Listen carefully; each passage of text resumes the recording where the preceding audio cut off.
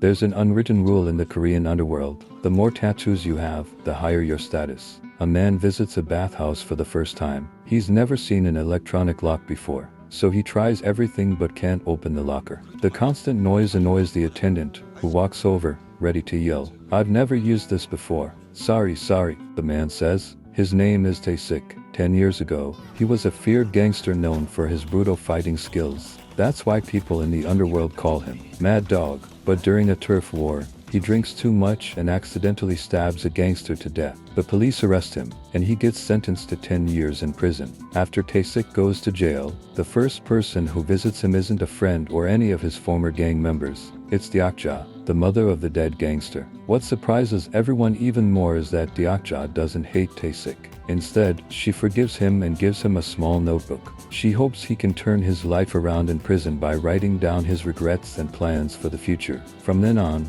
no matter the weather, Deokja visits Tae-sik every month. Her kindness makes him feel a mother's warmth. He finally realizes how foolish and ridiculous his past was. Deep down, he vows to do everything he can to make it up to her after his release. 10 years pass in the blink of an eye, and Tae-sik is finally out of prison. He writes down all the things he wants to do in the future, but he also sets 3 strict rules for himself. Never drink again, never fight again, and never cry again. As soon as he returns to town, he goes straight to Deokja's restaurant. But by chance, she isn't there yet, she's out. So he has no choice but to kill time at a bathhouse first. This is also one of the wishes he wrote down in his notebook. But after 10 years in prison, Tae-sik is completely out of touch with society. He doesn't even know how to open the locker at the bathhouse. Luckily, his full-body tattoos scare off the attendant who was about to yell at him. But it's not just the outside world that has changed. Back in the day, Tae-sik had 2 right-hand men, Tom and John.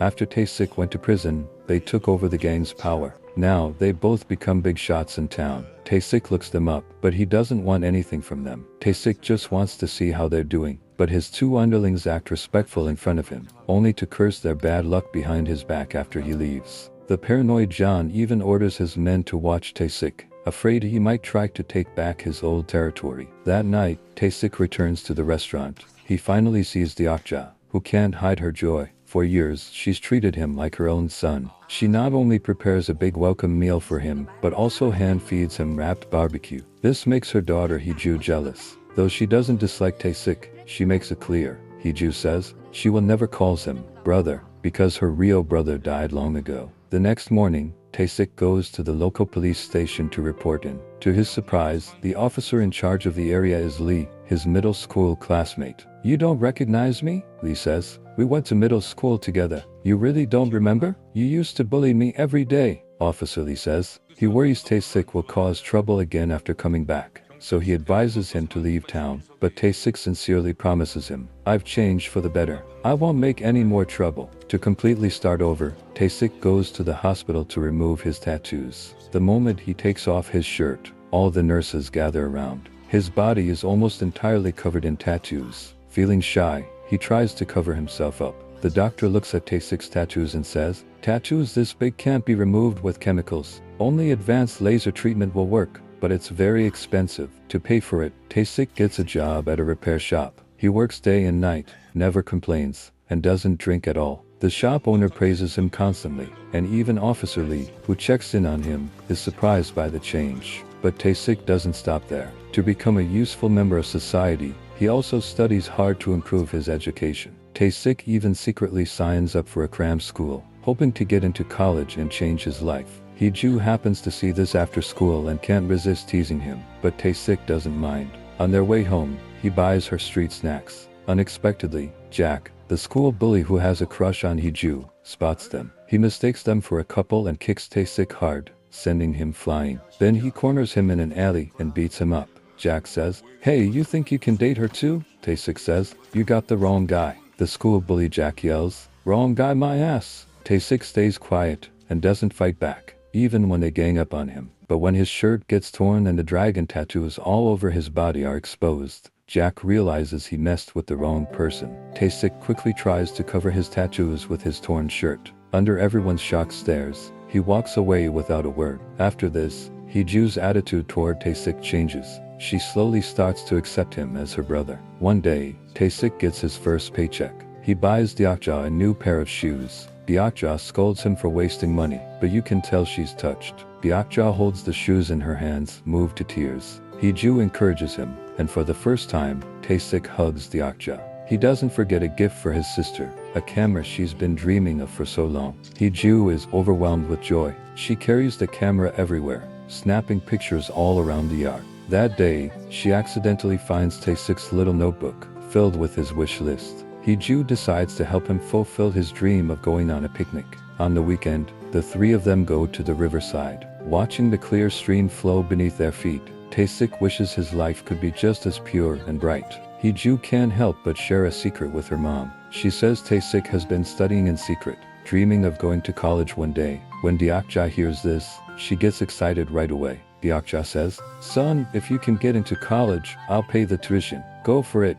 The happy family laughs together by the river. After they get home, Hee-ju takes a family photo of the three with her camera. A shy Tae-sik just stands there grinning, until Deokja pulls him close. That perfect, happy moment is captured in the picture. But then, because of a land dispute over demolition, this hard-earned happy life is completely ruined. It turns out that a local councilman named Chairman Cho is working with gangsters on a real estate development project in town. Deokja's restaurant happens to be in the planned area. No matter how much they pressure her, the stubborn Deokja refuses to move. Deokja refuses to sell the restaurant and leave this place. This building isn't just a business, it's the home she built with her 2 children after her husband passed away. Every corner holds memories of their lives together. Now that her son is gone, keeping this place alive feels like keeping a part of him alive too. Selling it would be like losing him all over again. So she stays. Some people walk away from their pain, others choose to live inside it. Because sometimes, the only way to hold on to those we've lost is to stay exactly where they last were.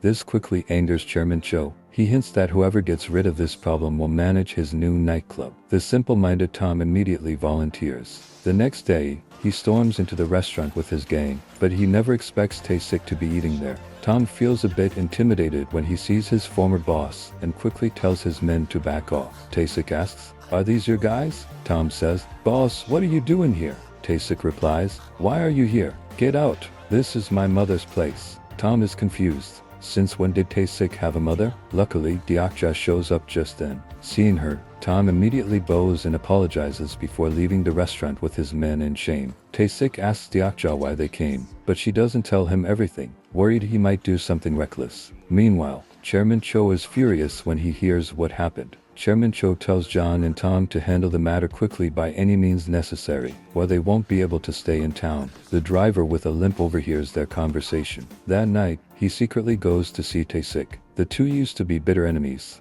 Tae-sik was the one who crippled the driver's leg. But now, the driver has let go of the past and holds no grudges. He warns Tae-sik out of kindness, saying the restaurant is on Chairman Cho's radar. He advises Tae-sik to move away with his family as soon as possible because Chairman Cho never gives up until he gets what he wants. Unfortunately, John's men spot their meeting. John quickly finds Tom. He thinks the limping driver went to see Tae-sik because he wants control of the nightclub. If the other side settles this first, they'll end up as Chairman Cho's discarded pawns. John and Tom discuss it. They believe the limping driver and Tae-sik might be after the nightclub's management rights. They can't let that happen. They need to secure the restaurant first, so Chairman Cho will give them the nightclub instead. They agree, Tom will handle the restaurant, and John will deal with Tae-sik.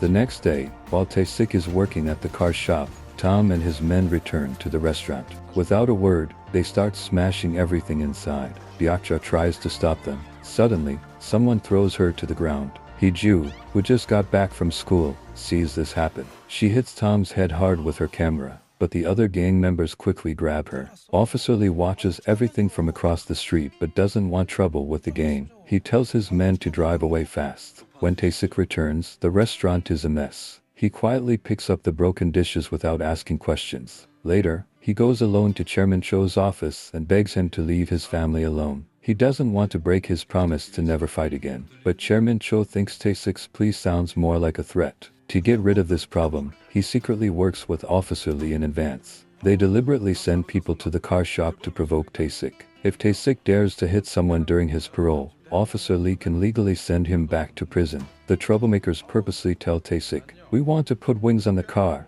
just like in the movies." Tae-sik says, "We can't do that." The troublemaker asks, You can't? Then he orders his men to start beating Tae-sik. When the car shop owner returns, the thugs beat him up too. But no matter how they hit or curse, Tae-sik shields the owner with his body, not fighting back at all. Seeing this, the thugs finally give up and leave. Even Officer Lee, watching from a distance, is shocked. Soon, word spreads to the town about Tae-sik getting beaten up. Jack, the school bully, comes to the restaurant just to mock him. Your tattoos are just for show, Jack sneers. Then he taunts Deokja. How can you adopt your son's killer as your own? Tae-sik flares up in anger. Just then, Hee-ju walks in and hears every word Jack said. Now she finally understands. Tae-sik is actually the killer of her own brother. Hee-ju asks her mother why she would take in a murderer as family. Deokja tells her daughter that when Tae-sik begged for her forgiveness in prison, crying, she had never seen anyone cry so heartbreakingly. From that moment, she knew Tae-sik wasn't truly evil. He just made a terrible mistake after losing his way. Over 10 years, watching Tae-sik's behavior in prison, Deokja became even more certain of her belief. So she wanted to give him a chance to start over. After hearing her mother's words, Hee-ju finds Tae-sik on the rooftop. Tae-sik feels too guilty to look up and says he'll leave soon. Hee-ju says, I came to thank you, and now you tell me you're leaving? My brother was her real son, but he was nothing. He hit mom for money. When he died, I was still young, and I was happy, because mom wouldn't be beaten by her own son anymore. Hee-ju says, don't go. I don't care what others say. Mom is really happy when she's with you. I've never seen her so happy, Hee-ju says. After some persuasion from Hee-ju, Tae-sik decides to stay. The next day, Deokja makes a bold move. She goes to Chairman Cho's place herself and shows him a copy of her son's diary. The diary reveals that her son was actually following Chairman Cho's orders when he picked a fight with Tae-sik, which led to his accidental death. Not only that, the diary also records many dirty jobs her son did for Chairman Cho in the past. Deokja warns Chairman Cho, if they keep harassing them, she says she'll hand the original diary to the police. Even a rabbit will bite when cornered, but she underestimates how ruthless Chairman Cho can be. One day, as Hee-ju is crossing the street,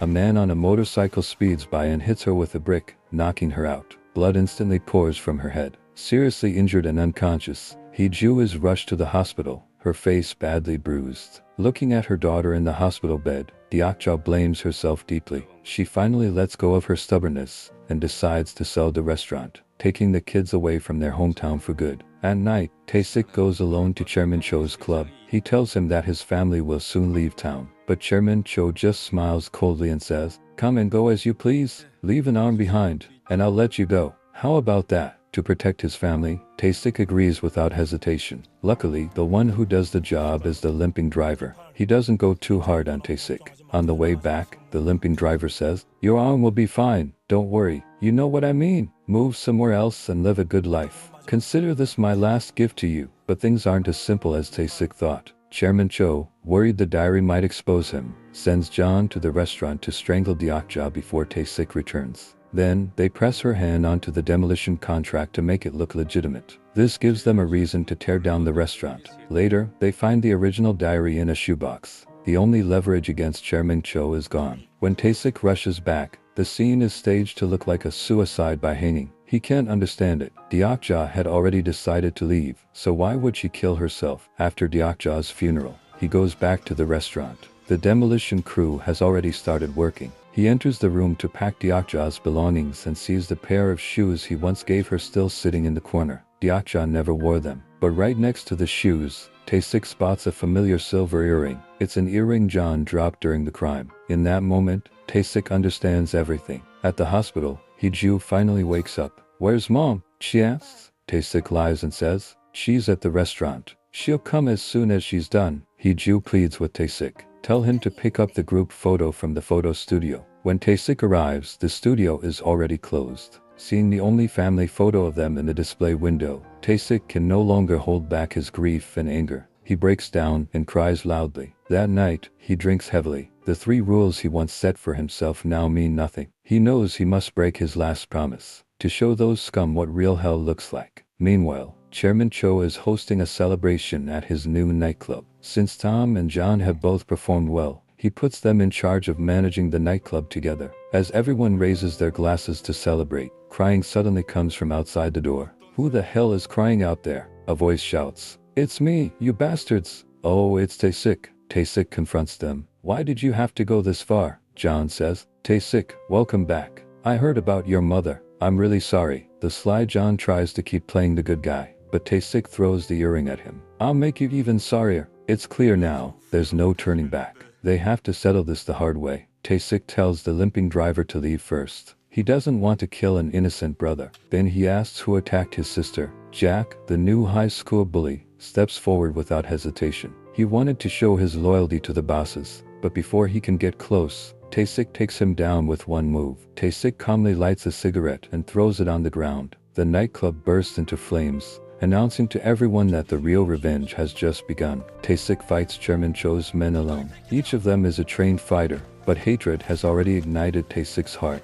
He sees the Okja as his real mother, and Hee-ju as his own sister. Now, his mother is dead, and his sister is hurt in the hospital. The power of love and hate makes him unstoppable. He takes down all of Chairman Cho's men by himself. John stabs him in the chest when he's not looking, but Tae-sik doesn't care about living or dying anymore. He grabs John by the neck, lifts him up, and throws him off the second floor. Chairman Cho refuses to give up. I should have killed you myself, Chairman Cho says. Trash will always be trash. Tae-sik has already lost everything, his family, the people he loved. With nothing left to lose, he unleashes all his rage and pain on Chairman Cho, beating him to death. But even after revenge, Tae-sik finds no peace. He sits in the burning wreckage, numb, remembering the moments he shared with the Okja and Hee-ju. He once lived in endless darkness, until the Okja's motherly warmth gave him light. But in this life, some choices aren't yours to make. Even though Tae-sik tries to turn his life around, reality keeps pushing him into despair. In the end, he has no choice but to fight back, taking down the darkness of that era with him. He isn't seeking revenge. He's using his life to protect this hard-won light. Like a stubborn sunflower, even in the darkest soil, he gives everything he has to bloom as brightly as possible. On his way home from work on the subway, Shoei suddenly feels life has no meaning. He's only 41. He's been married to his wife for 13 years, and they have a daughter who just started middle school. The family owns a car and recently bought a house with a garden on a loan. At work, he's the head of the finance department, a man who seems successful in everyone's eyes. But as the same routine repeats day after day, he realizes all he does is work, eat, and sleep. He's lost all passion for his dull life and feels no interest in anything around him. He's become just another boring middle-aged man. Shoei's life isn't happy, and he can see exactly how dull it will be. But one day, while riding the train home, he spots a woman standing by the dance studio window near the tracks. She's young, beautiful, and elegant, with a quiet sadness in her expression. Shoei is drawn to her. He keeps staring until the train enters the tunnel, and he can no longer see her. Meeting a woman like her is just a random moment in life. Soon, everything goes back to being boring and ordinary. He goes home, takes a shower, sleeps, and wakes up early the next morning for work, just like always. But his stagnant life, like a pool of still water, seems to ripple a little after seeing her. Every night on his way home now, Shoei looks forward to seeing the woman by the window, and he always does. Even just a glimpse from afar fills him with a strange satisfaction. He even buys dance books to learn about this unfamiliar world as a complete beginner. But tonight, when he passes the dance studio, Mai isn't there. A sharp disappointment hits him. After hesitating for a few seconds, he steps off the train, unwilling to let it go. He lingers outside the studio for a long time. Just as he's about to go upstairs, reason stops him in his tracks. What am I doing here? Shoei is about to take the next train home, but he can't help glancing at the dance studio again. Just then, that woman appears by the window. In the end, he gives in to his desire and goes upstairs. Shoei enters the studio, bathed in warm yellow light. The woman notices him and walks over. My name is Mai, she says, asking why he's there. A little nervous, he tells her he wants to learn to dance. Since private lessons are too expensive, Shoei pays 2,000 yen to join a group class. After signing up, he stops by a dancewear shop and spends over 10,000 yen on a pair of dance shoes. The next day after work, Shoei heads to the studio for his first lesson. Shoei looks forward to Mai teaching him personally, but he's disappointed to find out she only offers private one-on-one lessons. Instead, Tamako, an older instructor,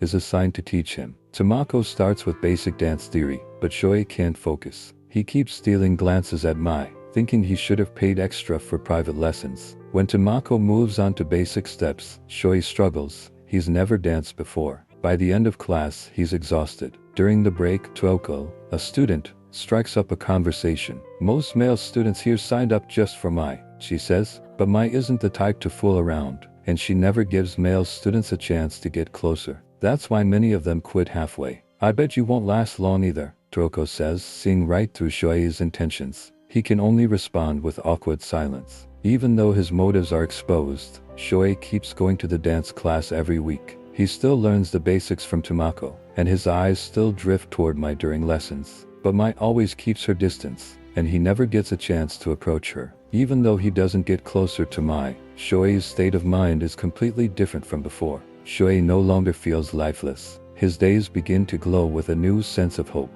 That day, Shoei goes to dance class as usual, but he's surprised to see Tomio, his co-worker, there too. Tomio is an ordinary clerk in the finance department. Most colleagues avoid him because he's dull and unremarkable at work. But here, Tomio is dancing passionate Latin moves, full of energy. As Shoei watches with interest, Tomio suddenly notices him. Embarrassed at being seen by someone he knows, Tomio panics. In his fluster, he accidentally bumps into Toko nearby. Toko starts yelling at Tomio, blaming him for messing up her dance rhythm. "You're already done with class. Just leave," Toko says. "Shut up, you old hag," Tomio snaps back angrily. Hearing him call her an old hag, Toko storms over and snatches off Tomio's wig. Later, Shoei and Tomio go out to eat. Tomio says he's been practicing dance in secret for 5 years. As an older single man, Tomio says, "People assume I'm only here for the beautiful teacher, but I really love dancing. When my body moves with the music, I feel genuinely happy. At work, everyone looks down on me, but when I put on my wig and dance, I feel this amazing confidence," Tomio says.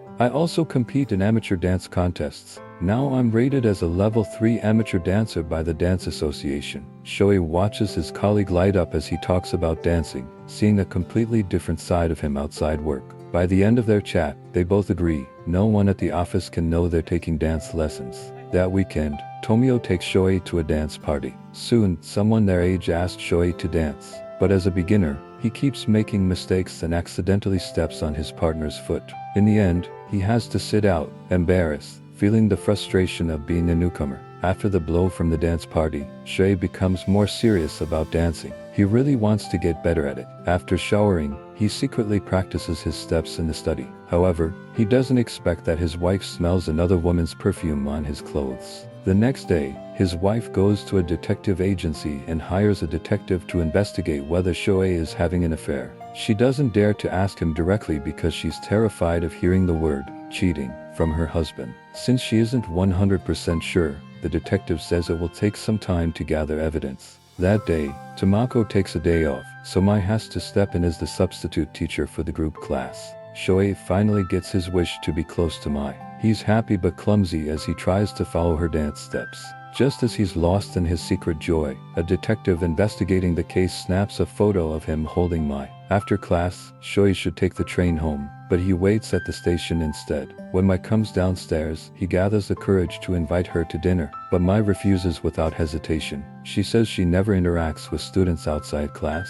Mai says, "Let me be honest. I hate it when students come to dance class with the wrong intentions. I take dancing very seriously. This isn't a dance hall. Don't think of dancing as something vulgar," Mai says. After being rejected by Mai, Shoei starts to think about quitting, but when he sees people practicing in the classroom, he can't help but go back. He clears his mind and focuses on learning the rhythm and steps from Tomako. At work, he unconsciously practices his moves. On the bus, his feet tap to the beat in his head. Every weekend, he eagerly joins dance parties. On nights without class, he practices alone under the bridge. Slowly, he truly enters the world of dance and begins to feel its magic. After each class, while waiting for the bus, Shoei practices his dance moves without caring who's watching. His efforts on the platform happen to catch Mai's attention as she glances out the window. Over time, Shoei unconsciously incorporates dance moves into his everyday actions. During a casual chat, Tomio tells him, "Dancing is addictive.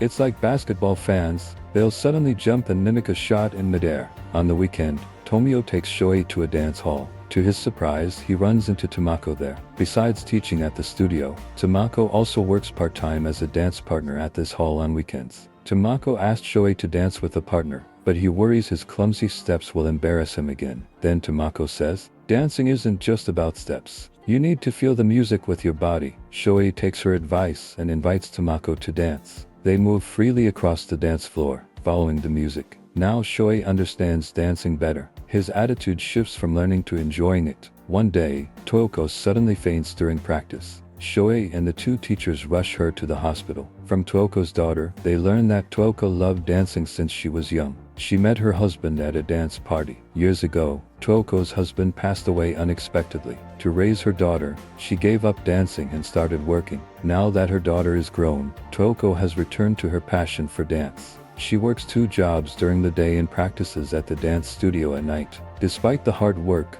she keeps dancing because she wants to compete in an upcoming amateur dance competition. Dancing still brings her joy. It seems to be her only happiness and emotional support these days. But her former dance partner refuses to team up with her, saying she's too old and overweight.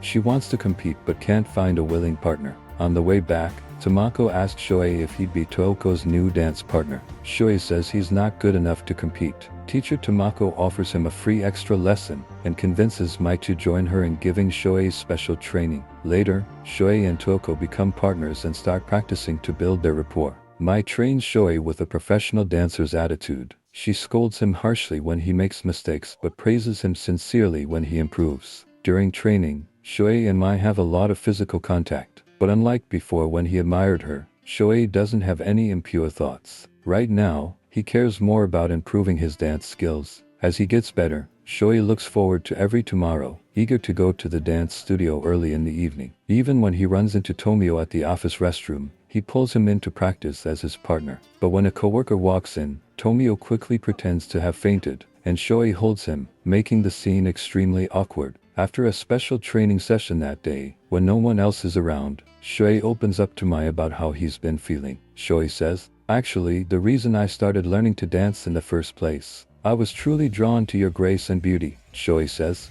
I love my wife very much. He continues, but I always feel like something is missing in my life. At one point I thought my life had no meaning. He admits, I desperately needed some outside force to pull me out of that emptiness. For a while, I thought that force was you. Shoei says, but then I realized you don't owe it to me to be my savior. Then I discovered dance. He explains, as I kept learning, I slowly realized how much I love it. The more I danced, the more I noticed my outlook on life changing. He adds, after hearing Shoei's confession, Mai also opens up. She tells him she often stands by the window for a reason. She's been dancing since she was a child. My dream as an adult is to win a prize at the Blackpool Dance Festival in England, Mai says. 2 years ago, I went to Blackpool to compete, she continues, but in the semi-finals, another competitor knocked me down. At the time, I blamed my partner for not protecting me. After the fight, we ended our partnership. Then I returned to Japan to find a new top-level partner, Mai says. But my father ordered me to stop competing for a while. He made me teach at his dance studio. I hated it, teaching a bunch of middle-aged and older students. So during that time, I often stood by the window, half-hearted and avoiding my responsibilities.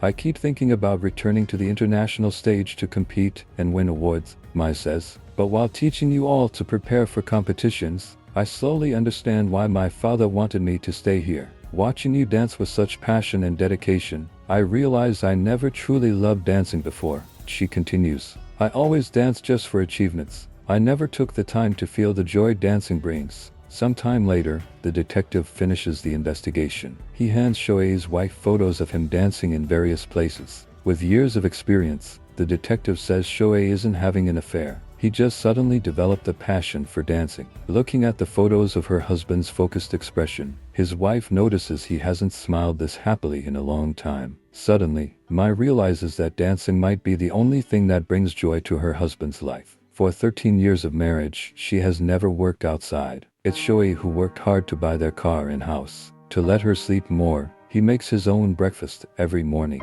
He leaves the car for her daily use and takes the train to work. Thinking of how he has cared for her all these years, Mai decides to understand and support his hobby. On her way home, she buys a dance manual, trying to learn about the world of dance that Shoei loves. Soon, the competition begins. and Shoei and Toko walk onto the dance floor together. Tomoko and Mai cheer for Shoei from the audience, but he doesn't notice because he's focused on the upcoming competition. His wife and daughter also come to watch. The competition starts smoothly, and Shoei performs better than ever. But halfway through, his daughter shouts, "Go, Dad!" because he's doing so well. The sudden shout distracts him. In his panic, he spots his wife and daughter in the crowd. His dancing stops. Then another dancer bumps into him hard. He tries to steady himself but accidentally steps on Toko's skirt in the confusion. Her dress slips off, and she leaves quickly, embarrassed and upset. Shoei's first competition ends in dramatic failure. His wife admits she already knew about his dancing. She feels a bit resentful because Shoei has been so obsessed with lessons that he skips dinner at home. The failure hits Shoei hard. He tells his wife he won't dance anymore.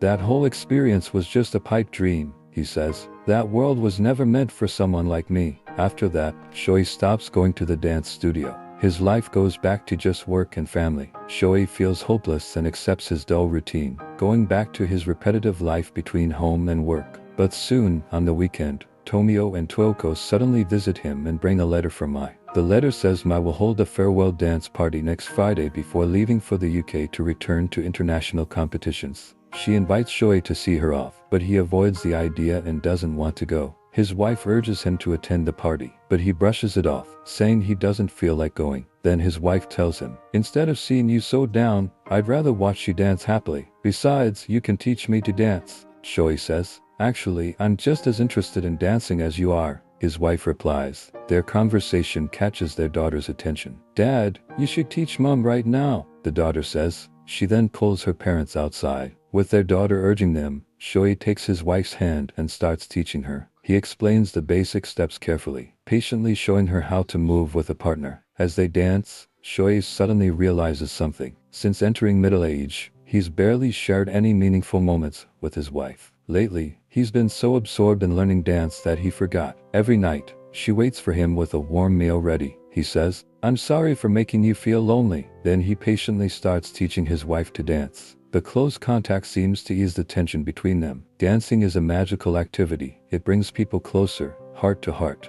Time jumps to Friday evening of the second week. After work, Shoei wanders alone outside for a long time. Late at night, as the train passes the dance studio, he instinctively glances toward it. But this time, he notices new words written on the studio window. "Shoei, let's dance." It's Mai's final invitation to him. Meanwhile, inside the dance hall, the farewell dance party for Mai is almost over. Throughout the evening, Mai keeps glancing at the door, but Shoei, whom she invited, never shows up. When it's time for Mai to choose a partner for the final dance, the spotlight sweeps across the crowd, but the person she's waiting for still isn't there. Just as Mai starts to feel disappointed, Shoei rushes in and appears at the entrance. Seeing him, Mai's lips curve into a faint smile. She walks over slowly and asks him to dance. This is the 1996 film Shall We Dance? A story about how middle-aged people navigate their midlife struggles. The confusion Shoei faces is something many people outside the movie are either going through or will experience someday. By middle age, people have already walked half of life's journey. At this stage, they often lose their joy in living. The curiosity and passion of youth fade away, yet their experience and wisdom haven't reached the level where they can follow their hearts freely. For middle-aged men and women, the burdens pile up: family responsibilities, the exhausting task of raising children, cracks in their marriages,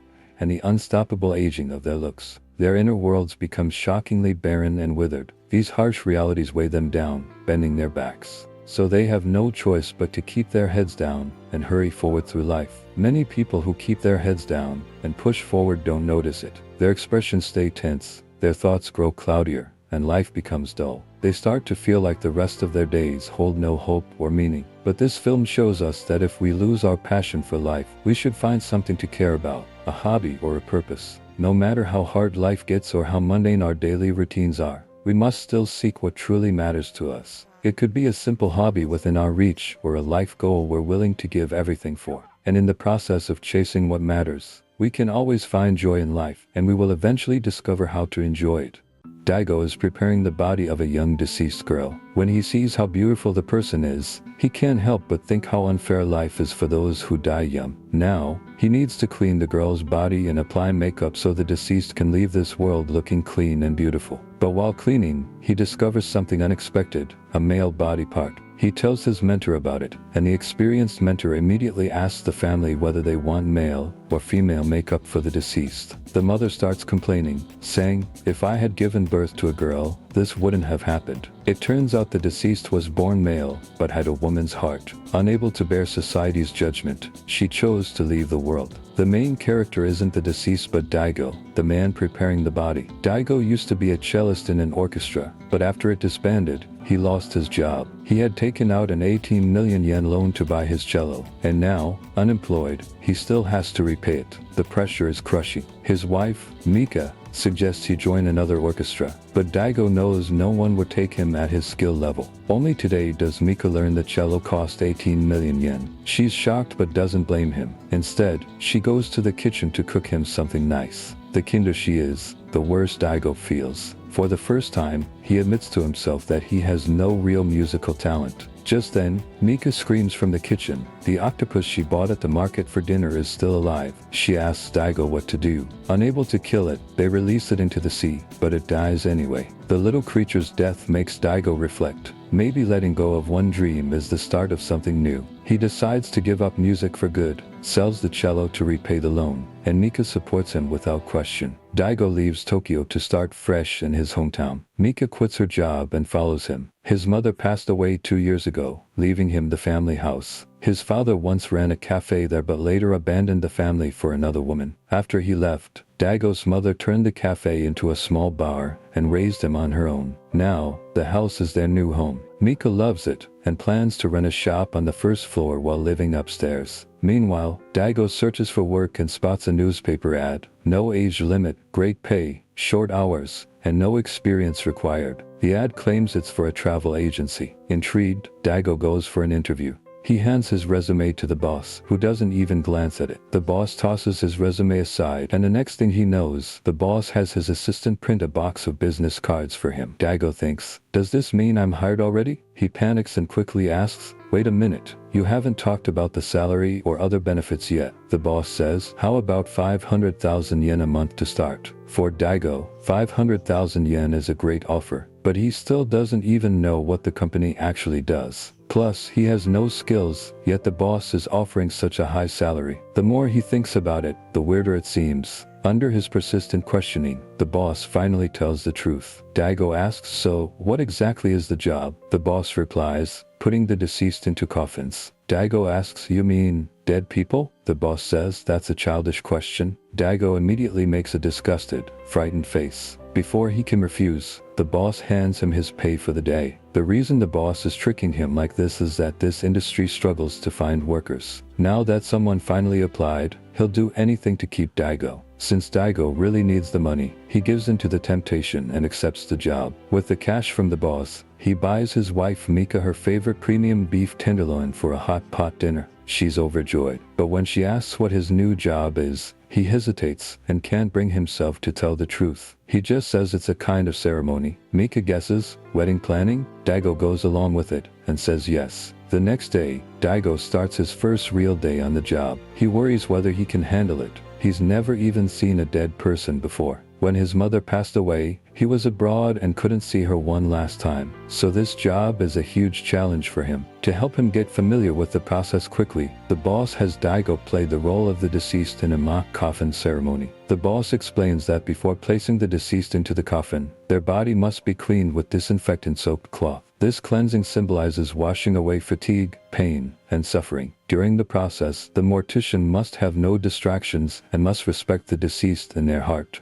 After cleansing, the deceased is dressed. While changing their clothes, the family must never see the deceased's skin. Once dressed, makeup is applied. For men, the first step is shaving their beard. Since a corpse's skin is very fragile, the mortician's hand must be steady with the razor. But the boss is old, and his hands shake a little. Daigo flinches in pain and accidentally cuts himself. The boss quickly reassures him. On his first day, he comes home with a cut on his face and has no way to explain it to Mika. Luckily, she doesn't press him further. On his second day, Daigo faces his first real case. He's nervous the whole way there and asks the boss what he's supposed to do when they see the deceased. The boss tells him, "Today, you just watch. You don't have to do anything." Daigo finally relaxes until the boss adds something even more unsettling. I didn't expect your first real day to be like this. Daigo asks, like what? The boss says, you'll see when we get there. Daigo pleads, don't scare me like this. When they arrive, Daigo notices a police car parked nearby. Could it be a murder? That would be terrifying.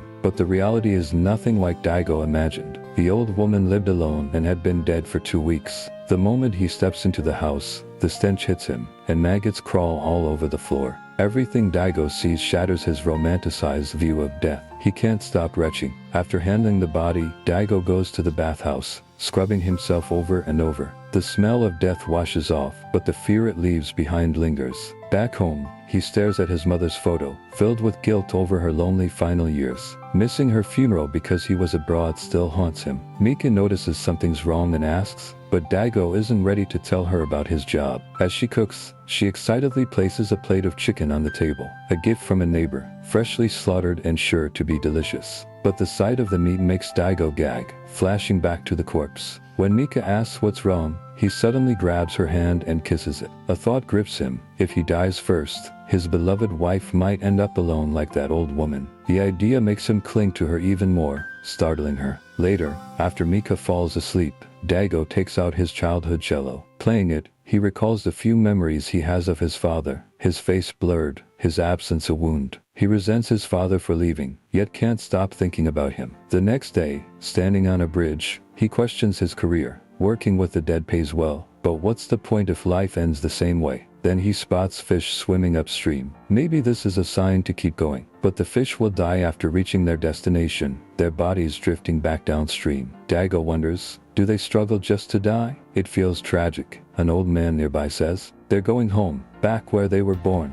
Maybe he's right. Life needs meaning. Since the end is the same for everyone, why dwell on it? All we can do is fill our time with things that matter and bring joy. Like the distant mountain ahead, its peak is the same for all. We can sit and watch it as time flows by, or set off resolutely toward the mountain, embarking on a journey filled with unknowns and surprises. As we walk the long road to the summit, we will discover breathtaking scenery along the way. The gentle breeze carries the fragrance of flowers and grass, and every person we meet, every experience we have, adds endless beauty to your life. Isn't life just like this? Focusing too much on the outcome makes us miss the journey. When we learn to feel and enjoy the process of life, it begins to shine brilliantly. The ending we once considered so important suddenly seems less significant. But Daigo hasn't yet grasped the meaning of life. He still wants to quit his job as an ink coffiner. Lost and confused, he needs a guide, and just then, the person who can encourage him to move forward appears. The boss, as if knowing Daigo would hesitate, comes to his side and tells him, you were born for this. After a moment of hesitation, Daigo follows the boss to prepare a deceased woman for her final rest. They arrive a few minutes late because of Daigo's delay, and the woman's husband scolds the boss harshly. You're 5 minutes late. 5 minutes. The boss apologizes, but the husband snaps. Aren't you making a living off the dead? He seems furious. The deceased is a middle-aged woman. Her happy smile in the portrait contrasts sharply with her lifeless face. The boss begins by cleaning her mouth with a sponge held by tweezers, then removes her clothes to wash her body before dressing her in fresh garments. He covers her hands and prays for her, every movement filled with respect and sincerity. After the boss finishes applying makeup, the woman looks as if she's merely sleeping. Does the family still have the lipstick she loved to use? The boss asks. The husband looks blank. He doesn't even know his wife's favorite shade. But their thoughtful daughter stands up, retrieves her mother's favorite lipstick, and hands it to the boss. He gently applies it, giving her eternal beauty. The entire process is calm, meticulous, and full of love. Daigo watches quietly, no longer feeling fear but awe for life. His understanding of the ink coffiner's role deepens. From initial disgust and fear to now being moved and reverent, his mindset has transformed. He's touched, and decides to become an ink coffiner like the boss. Throughout the process, the husband remains expressionless, shedding no tears. But just as the coffin is about to be sealed, he suddenly stops the boss. Staring at his wife, he breaks down sobbing. This woman in the coffin is someone he can never touch again. Goodbye is unbearable, yet it's a reality everyone must face. When the boss and Daigo leave, the husband chases after them. I apologize for my earlier words, he says. The boss replies, being late was our fault. But the husband insists, this was the most beautiful she's ever looked. Thank you so much. His change of heart comes from recognizing the boss's sincerity, a sincerity that moves Daigo once again. The charm of the profession shows on Daigo's face. His furrowed brow from days ago has turned into a bright smile. The boss offers him food with his hands, and while Daigo would have refused it yesterday, disgusted by those same hands that had just cleaned a dead body, today he accepts it without hesitation. The boss can tell Daigo no longer looks down on the job of an ink coffiner. Things are looking up. That evening, Daigo takes his wife Mika to a nearby bathhouse. There, he runs into the old man he met earlier on the bridge, the one who talked to him about fish. The old man has been coming to this bathhouse for 50 years. He explains that the water here is drawn from underground and heated with wood fire, making it soft and soothing, no itchiness, just smooth skin afterward. Meanwhile, Mika finishes bathing early and strikes up a conversation with the bathhouse owner. The owner's husband passed away years ago, and her son, a civil servant, keeps urging her to shut the place down, but she refuses. It's not that the bathhouse is her life's purpose. She just knows that closing it would take away a small joy from the neighborhood. The owner's son, Yamashita, is Daigo's childhood friend, and the owner watched Daigo grow up. She tells Mika with warmth, "You should be patient with him. Daigo has a good heart, but he keeps everything to himself." When his parents divorced, he never cried in front of his mother, only here in the bathhouse, where his tears fell silently. So sometimes, you'll need to be the strong one for him. Mika nods in understanding. After leaving the bathhouse, they find the streets covered in snow. On this romantic night, freshly bathed and relaxed, they share a few drinks while a beautiful melody plays from the gramophone.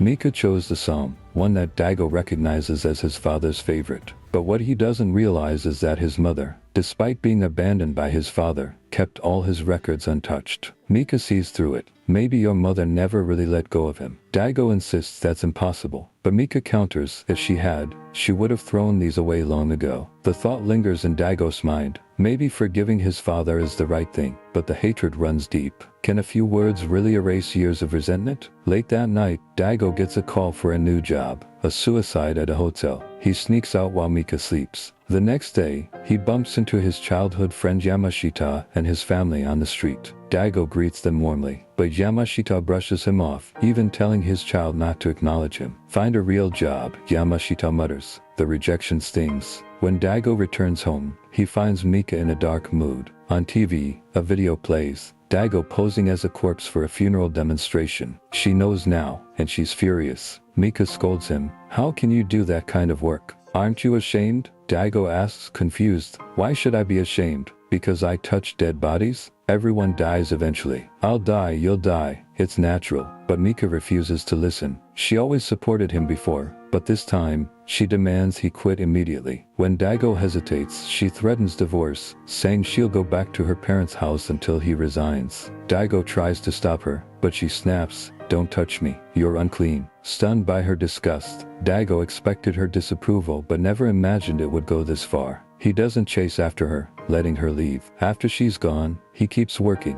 but his inexperience shows. While preparing a deceased woman named Yuki, the family criticizes him. "You're doing it wrong. The hair color's wrong. Everything's wrong. Yuki wasn't like this. Do it again." Daigo agrees, but then Yuki's father yells at his wife, "What's the point now? You failed to raise her properly. That's why this happened." The guilt-ridden mother collapses in tears, but the drama escalates. A young man in the crowd speaks up. "Didn't you also fail to raise Yuki well?" The father shouts back, "You brat. This is your fault. Showing off on your motorcycle. Aren't you ashamed to be alive?" Soon, everyone blames the young man for Yuki's death. "She loved you, and you killed her," they accuse. One relative even points at Daigo and sneers, "Want to spend your life doing his job to atone?" Feeling rejected again, Daigo is crushed and decides to quit. But before he can speak, his boss shares his own story. 9 years ago, the boss lost his wife to illness. "One spouse always goes first," he says. "The hardest part is being left behind." On her burial day, he dressed her beautifully, then became a mortician. Despite constant scorn, he never quit. Gossip never shook his respect for life. Moved by his boss's strength, Daigo realizes he's not wrong. His job isn't wrong. The problem lies with prejudiced people and his own weak resolve. Choosing to go against the tide takes courage. Daigo drops his resignation plan, vowing to keep trying. In the following days, he continues assisting his boss, honing his skills. Under careful guidance, his work grows more professional, his makeup more natural and beautiful. Though the bodies are cold, Daigo's heart warms to the work. He honors the wishes of the departed. Daigo applies delicate feminine makeup for a deceased man who identified himself as a woman. The man's father sincerely thanks Daigo. "Thank you so much." In this moment,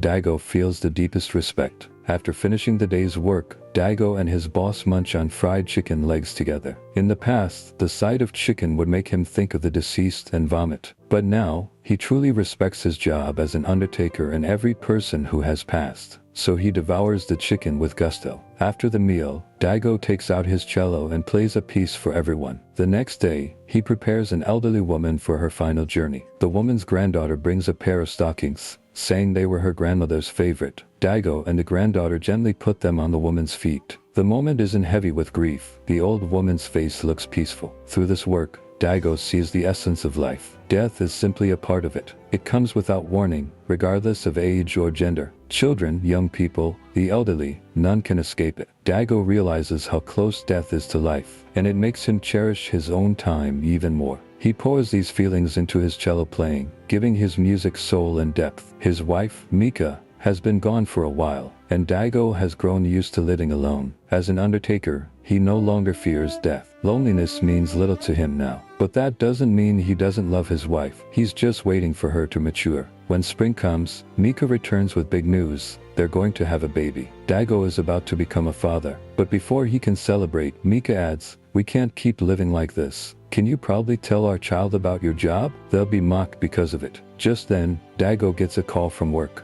Mika complains when she hears he has to leave. Without explaining, Daigo quietly tells her the bathhouse owner has passed away. Mika's frustration fades into sadness. She knows how kind the woman was. She goes with Daigo to pay their respects. When his childhood friend Yamashita sees Daigo, his face fills with shame. He bitterly regrets the harsh words he once said to Daigo. Now, the person he hurt is the one preparing his mother for her final journey. Mika watches as Daigo dresses the deceased, cleans her body, and applies makeup. Seeing his gentleness and sincerity, she begins to accept his profession. Who wouldn't want a husband so full of warmth and love? The final step is for family and friends to wipe the deceased's forehead in farewell. Mika joins in. At this moment, Daigo understands. Mika has come to accept Daigo's job as an undertaker. One day, Daigo picks up a smooth, round stone by the river and gives it to her. He calls it a stone letter. Mika looks confused, so Daigo explains. Long before humans invented writing, people would find stones that expressed their feelings and give them to someone important. The receiver would interpret the sender's emotions based on the stone's weight and texture. Smooth for happiness, rough for worry. This round stone carries Daigo's blessings for Mika. The legend of stone letters was told to Daigo by his father. Now Mika understands why Daigo kept that one stone. It was his father's promise to him. Daigo says his father claimed he'd give him one every year, but he only ever got that single stone. What a jerk, he mutters. Summer arrives. Mika's belly is slightly rounded now. In his free time, Daigo plays the cello for her and their unborn child. Their front yard blooms with flowers, and their life seems peaceful, until a telegram shatters the calm. Addressed to Daigo's mother, the telegram announces his father's passing at 7:30 a.m. on the 18th, asking her to claim the body. But Daigo's mother is long gone, leaving him as the only one who can go. The news fills him with disgust. Now he remembers he has a son? After 30 years? He should have asked the woman he ran off with. But then he learns his father lived alone all this time. Daigo's heart sinks. Had he misunderstood? Was there no other woman? Confused but still resentful, he refuses to go, until his coworker, a woman who once abandoned her own family, begs him to reconsider. She shares her story. Years ago, she left her husband and 6-year-old son for another man,